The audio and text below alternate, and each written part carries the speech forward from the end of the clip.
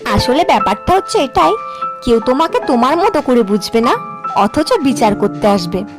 তুমি যেমন ব্যবহারটা করবে আমার সাথে, ঠিক তেমনটাই ফিরে পাবে, সেটা ভালো হোক বা খারাপ। এই পৃথিবীতে কেউই নিখুঁত নয়, তবুও সবাই অন্যের খুঁত দেখতে ব্যস্ত। যদি তুমি চুপ থাকো, সবাই বলবে অ্যাটিটিউড।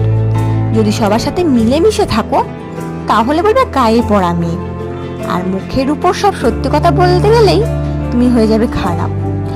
তোমাকে নিয়ে কে কি ভাবলো সেটাকে নিয়ে মন খারাপ করো না, কারণ যে যেমন অন্যকে সে তেমনটাই ভাবে।